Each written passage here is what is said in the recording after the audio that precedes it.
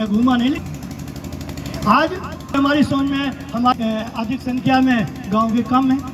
क्यों? कि उनकी आसक्ति कथाओं में, आचार्यों में ज़्यादा है। और विशेषकर इन हिंदू समाज में जो हाई कास्ट है, इन लोगों ने अपने पूर्वजों के इतिहास को छोड़ दिया है और जो एक कथा के माध्यम से हमारे समाज को ठग रहे हैं, वो एक भी व्यक्ति की धारणा को बदल नहीं रहे हैं, उसके स्वभाव को बदलने की क्षमता नहीं है। उनको हम इकट्ठा कर रहे हैं। क्या लाभ मिला समाज को? इसलिए भदौरिया साहब का जो उनके अंदर ये प्रेरणा हुई है, मैं उनकी प्रेरणा को गुरु महाराज का आशीर्वाद समझकर सब लोगों को इकट्ठा किया। इसके लिए मैं उनका आभारी हूँ। प्रेमी बंधुओं, यहाँ जो सत्संग का आयोजन चल रहा है, उसका मूल उद्देश्य क्या है? ईश्वर को जानना, परमात्मा की आत्मा को जानना,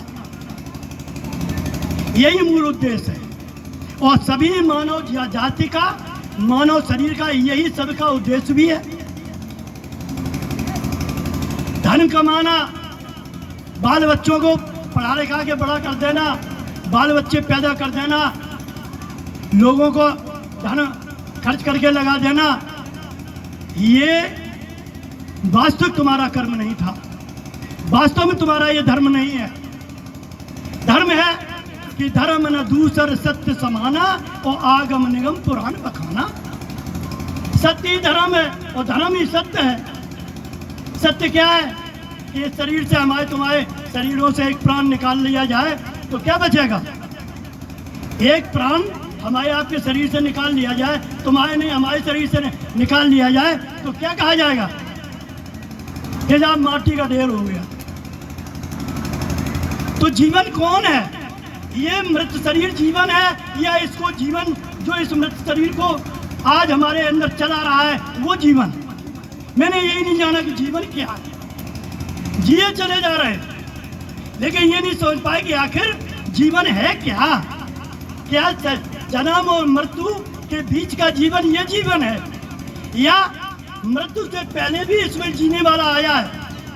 इस शरीर के लेने से पहले वो कहीं से आया है, वो इस शरीर के बाद भी वो चला जाएगा। आज वो मौजूद है, हमने उसका परिचय लिया नहीं लिया, वो इसमें उतरा है और उतर के उसकी गति क्या हो गई? किसी संतों ने लिखा है कि इसमें 6 शरीर है। स्थूल, सूक्ष्म, कारण, महाकारण, केवल और हंस। कारण तक में सभी इस आत्मा का बर्ताव हो रहा है। स्थूल शरीर, सूक्ष्म शरीर, कारण शरीर। और महाकारण और केवल और हंस की बोध नहीं है, पता ही नहीं है कि ये भी शरीर हमारे हैं। किसी संतों ने, महान पुरुषों ने 2 भागों में विभाजित कर दिया, चेतन प्राण, अचेतन प्राण। इस्लाम कहता है कि रूह नूरी, रूह खाकी, सैलानी, मक्कानी। एक सैलानी है और एक मक्कानी है। एड़ी से चोटी तक है सैलानी, कहूँ सैल कर रहा हो, वो अगर चींटी चढ़े तो वाले वो यहाँ लाके खड़ा कर देता है दोनों नहीं पैर, हमारे 2 पैर हैं। एक एड़ी से चोटी तक हम व्यापे हैं और एक जिससे अंतःकरण चल रहा है, चेतन है। वे कह रहा है इस अंतःकरण के द्वारा तुम हमें नहीं पा पाओगे और इस शरीर के द्वारा भी नहीं पा पाओगे। तो बताओ हम किससे पाए? हमारे पास शरीर, इंद्रियां, मन, बुद्धि, इतना मुझे सामान परमात्मा ने दे के भेजा है और उसी में बैठ गया। वो कह रहा है शरीर, स्थूल शरीर, सूक्ष्म शरीर, कारण शरीर और मन बुद्धि से मुझे नहीं पा पाओगे। फिर भैया कौन सा पाने का यतन है? ये न कहना मैंने गोस्वामी ने कहा है,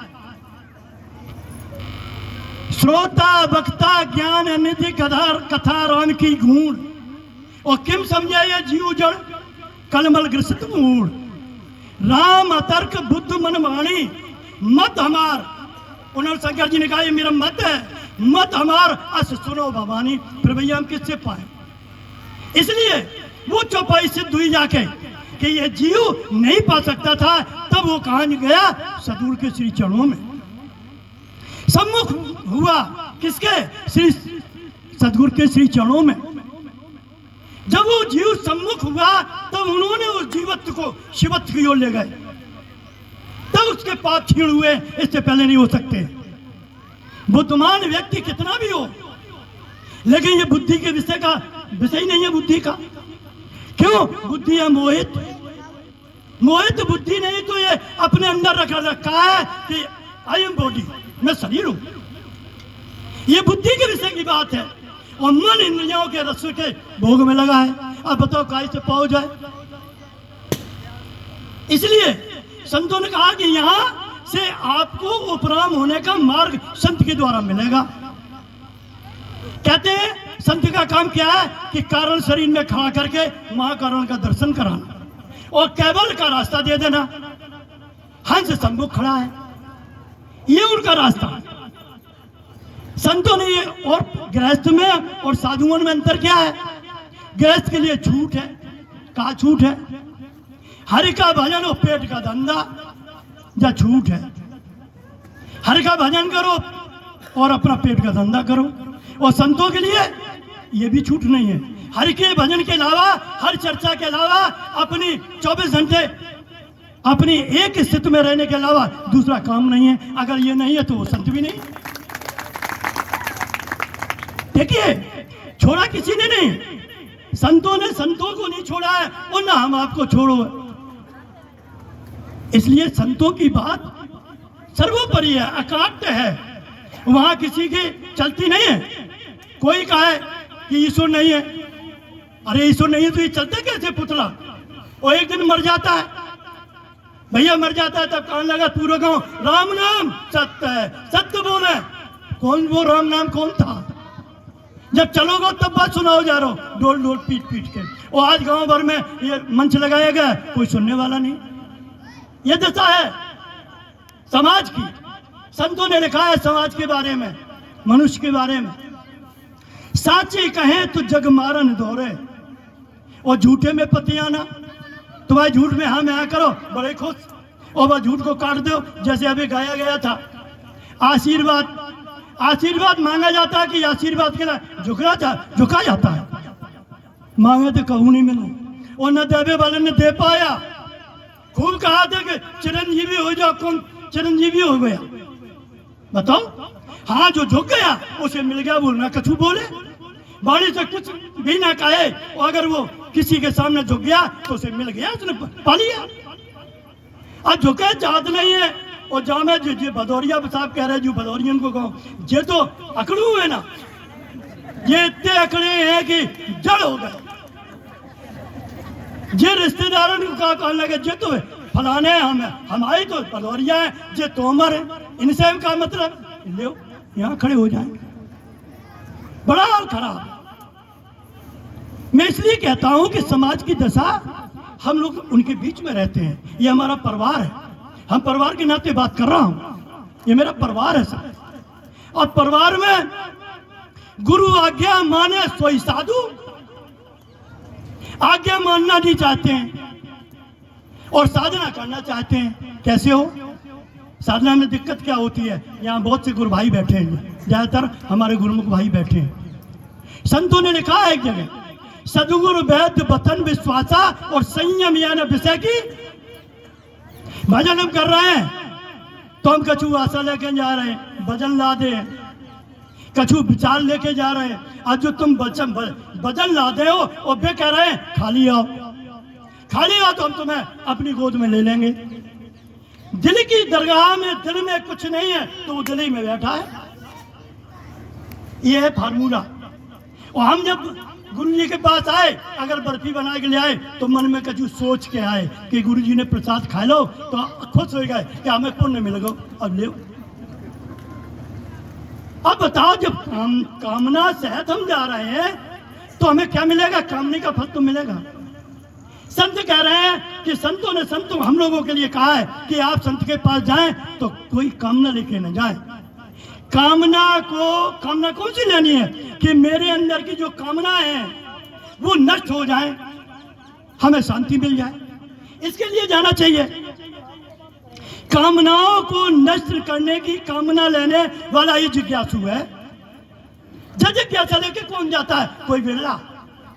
और जो जाता है तो वो चीजों से मिलती है। इसलिए प्रेमी बंधुओं, हमें जो सहू नहीं से संत का समझाए तो कैसे हो के जाए, और संत के पास जाए तो कहा लेन जाए। जब दो में से कोई ही बात पता नहीं तो धक्का ही मुक्की है। कबीर साहब ने लिखा है, साची का है, और गोस्वामी ने लिखा है। गोस्वामी ने हम सब लोगों को आँख का अंधा बनाया है कि जगह मोतिया बिंदु है। अब बताओ, जगह मोतिया बिंदु है, खूब अंडा जला दो, बस दिखाई दी है। एक संत लिख रहा है कि ये अंधा है, और एक संत लिख रहे हैं कि जगह मोतिया बिंद है। और किसी हम लोग जंगल में खड़े हैं जहाँ ऊसर है, हमें दिशा का कोई बोध नहीं है, और हमें जाना है किसी की यहाँ ब्रह्म के घर में जाना है। हमें ब्रह्म का न तो दिशा पता है और न अंधेरी रात है, तो वहां कैसे जाओगे? दो ही रास्ता है। एक रास्ता कि वहां से अगर ब्रह्म के गांव से कौन आवाज सुनाई दे तो हम आवाज सुनते सुनते सुनते सुनते वहां पहुंच जाएंगे। एक ये रास्ता है ना। और संत कह रहे कि वो बहरो है, बहरो है तो बहरो भी है, बात सुनाई नहीं देता है। और एक संत कह रहा है कि वो अंधा है। अब बताओ, वहां से दूसरा तरीका है कि वहां से कछु हमें प्रकाश दिखाई दे। प्रकाश दिखाई दे तो प्रकाश के सारे हम चल दे तो हम एक दिन पहुंच जाएंगे। और रास्ता ये दोनों ही बंद है। तो बताओ, डॉक्टर वैद्य की जरूरत है या नहीं है? नहीं, मुंह से निकली। बिना वैद्य डॉक्टर के, बिना ऑपरेशन के न मोतियाबिंद का ठीक होगा और नाक के पर्दे खुलेंगे। इसलिए रामकृष्ण से को बड़ो तिनहु ने गुर कीन, तीन लोग की संपदा गुर आगे आधी। हमने कह रहे हैं कि जब मराओ है, तुमने जन कितने अपने शरीर जन कितने लिए और सब किसको दिए? काल के घाट में काल को दिए। तो कम से कम मनुष्य शरीर मिल गो तो एक अपना शरीर संत को दे दो। क्या दिक्कत है बताओ? एक शरीर अगर संत को दे दिया तो काल चक्र से छूट गए, अमर में चले गए। जो हम नहीं रहे चाह। और काल चक्र कहां तक है? बिंदी जहां माई लगाई जाती, यहां से नीचे काल चक्र है। हम जय में नीचे ही रह रहे हैं, इंद्रिय सुख के भोग रहे हैं, शरीर सुख भोग रहे हैं, और चाहते कि हम मुक्त हो जाए, कभी नहीं हो जाए, कभी नहीं हो सकता। इसलिए यही संयम है कि मुझे इन इंद्रियों से परे अपने आप को रखना है और अपने आप को वहीं साथ के ठहरना है। ये काम तुम्हें करना पड़ेगा। आंगन में अगर झाड़ू न लगा तो क्या हो? कूड़ा आ जाएगा। झाड़ू लगाते सफाई के लिए, भजन किया जाता है। तुम्हारे चित्त की वृत्तियां जो फैली हुई है तमाम है। जब तक चित्त में तुम्हारे पास वृत्तियां हैं तब तक चित्त बताओ कैसे सद है। हमने चित्त लगाओ जहां कहूं, और सोई हमारे पास कोई ना कोई वृत्ति में हलचल भाई, हम वहीं चले गए। भजन क्यों हंसो? हमें चित्त में है वासनाओं का भूत, वासनाओं की बुलंदा लदा है, और चित्त वृत्ति निरोधा सा योगा, ये हमारे भगवान कहते हैं। तो चित्त वृत्ति को निरोध करना है। कैसे हो? इसकी दो धाराएं महापुरुषों ने दी है। कौन सी दो धाराएं? एक धारा है, हमारे भगवान श्री कृष्ण ने कहा है कि वेद के जानने वाले विद्वान जन जिसे ओम नाम से कहते हैं, हर मंत्र के पहले ओम ओम ओम ओम नाम से कहते हैं। एक तो कह रहे हैं कि ओम ओम ओम ओम, और ओम क्या है? अविनाशी, जिसको हमारे महात्मा जी ने कहा था ब्रह्म है, ओम ब्रह्म है, अविनाशी है। और एक गीता में वही भगवान कहते हैं कि आसक्त रहे थे यतनशील, याद कर लेना, तुम्हें यतन मिला। आसक्त रहे, हमारे चित्त में जो राग द्वेष भरा है बाहर का, इससे हटो और कहां जुड़ो? गुरु के वचन से। आसक्त रहे थे यतनशील, जो यतनशील है वो महात्मा है, आत्मा नहीं है, वो महात्मा है, उसमें प्रवेश करता है। तो दो बातें महापुरुषों ने, हमारे भगवान ने दी हैं कि ये मनुष्य दो जगह बैठा हुआ है। एक ओम नाम से कहता है जिनकी भीड़ है, बहुत बड़ी भीड़ है, लेकिन संतों ने कहा गुरु गोविंद से ने कहा है कि 1.25 से 1 लड़ाऊं, चिड़ियों से मैं बाज गिराऊं, तो गुरु गोविंद सिंह नाम का हूं। ये है सिद्धांत तुम्हारा। तुम्हारे पास बहुत बड़ा दिव्य शक्ति छिपी हुई है, उस दिव्यता का बोध नहीं कर रहे आप।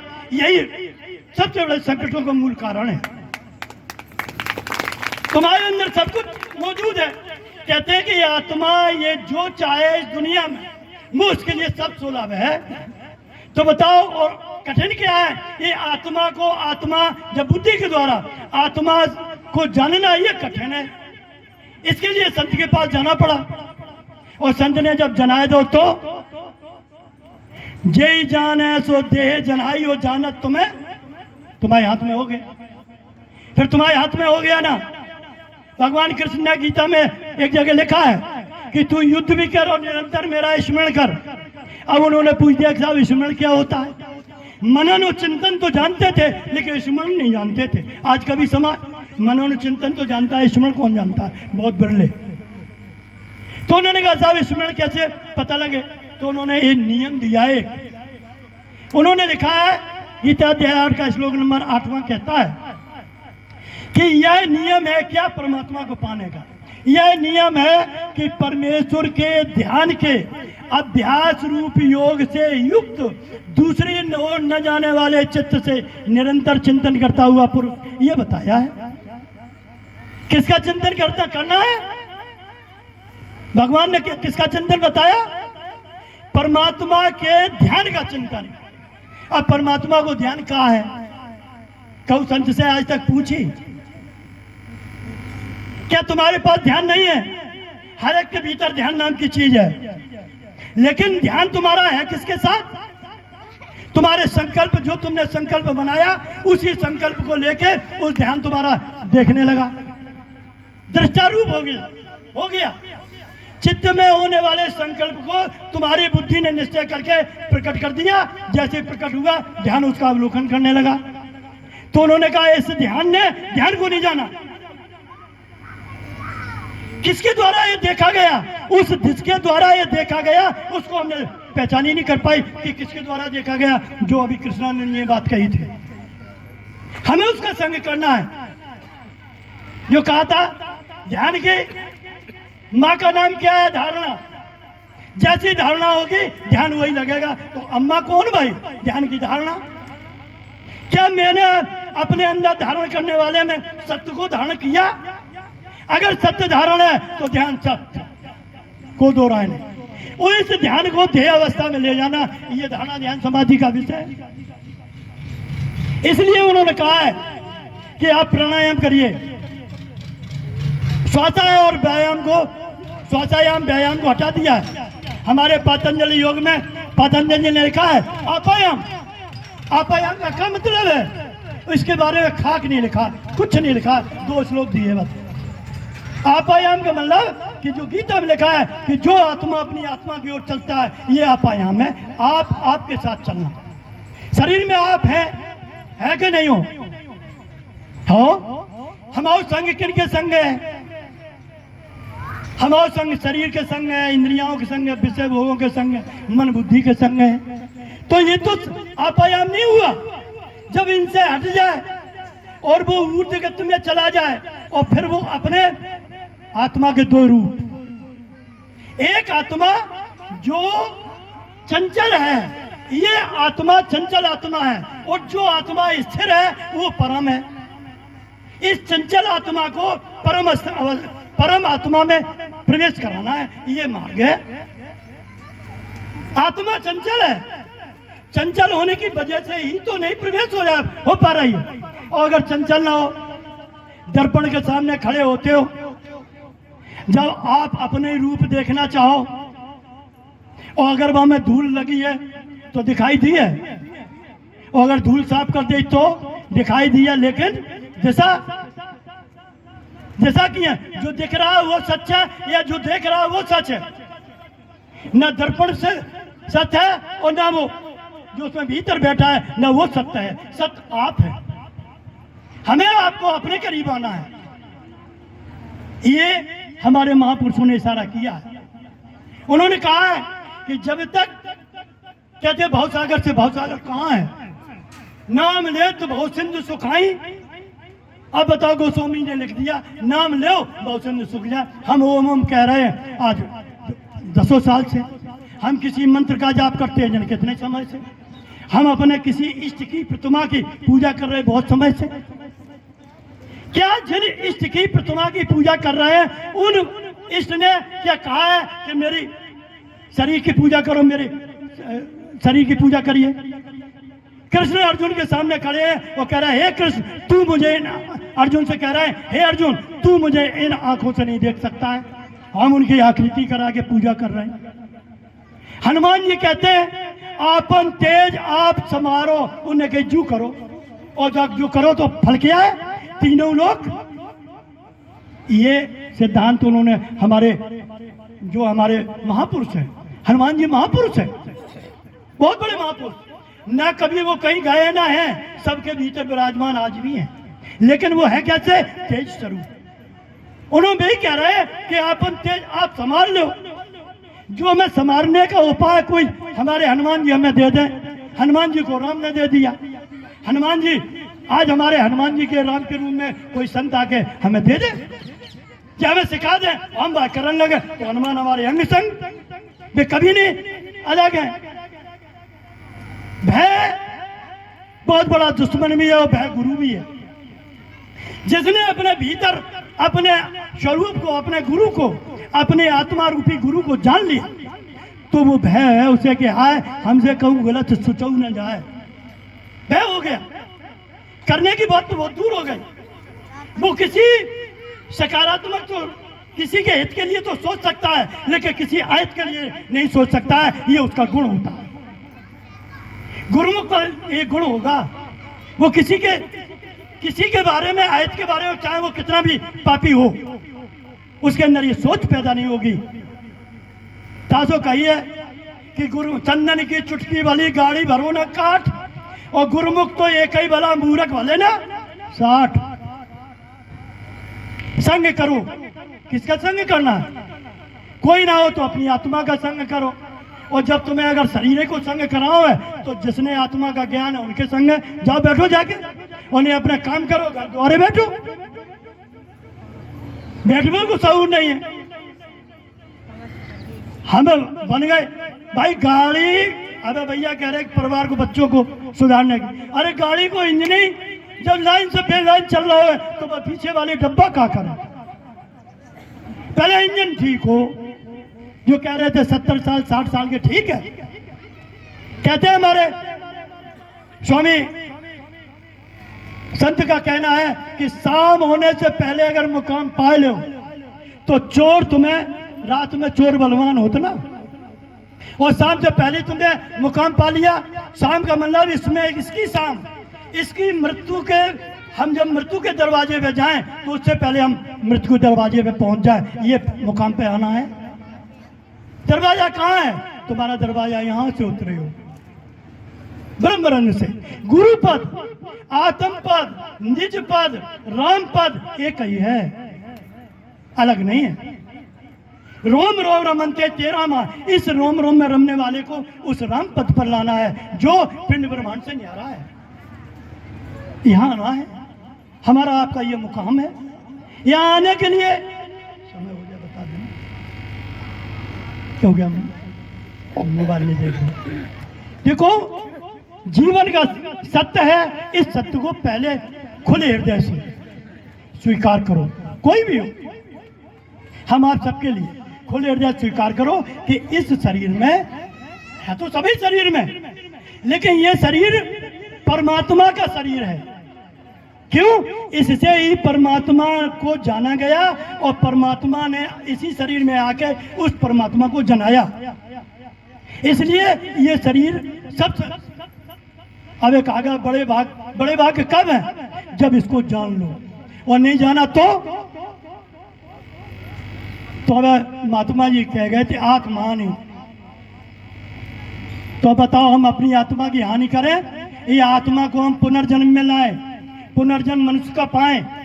भक्ति बीज बिनसे नहीं चाहे युग जाए अनंत, वो ऊंच नीच घर उपजा रहे संत का संत, आप मनुष्य के मनुष्य रहे, हमें वो काम करना है। अब 84 में आग पसारो।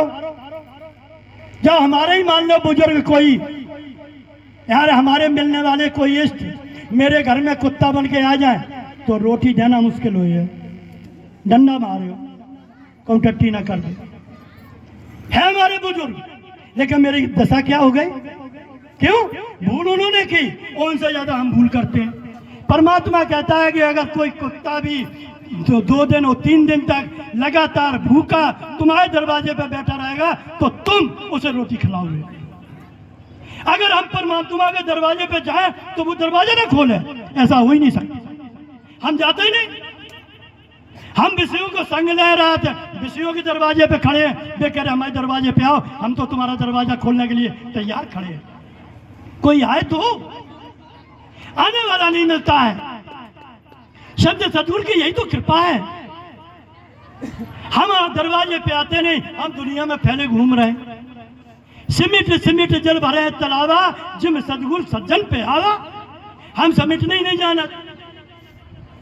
एक फैक्ट्री हो जाए तो 2 फैक्ट्री के नाम हाल ही मोह बबिया, एक आश्रम हो जाए तो दूसरों आश्रम के नाम हाल ही पाए फैला ले। बताओ कहाँ कैसे काम चले? सत्य कह रहे हैं कि सिमटने के लिए जब तक सूरत सिमटे नहीं, मन निश्चल नहीं होए, और तब तक पीऊ पड़ते नहीं, तब तक वो प्रकट नहीं होता है। यही विपद हुए, यही साधु संतों और सबको यही तो आपत्ति है।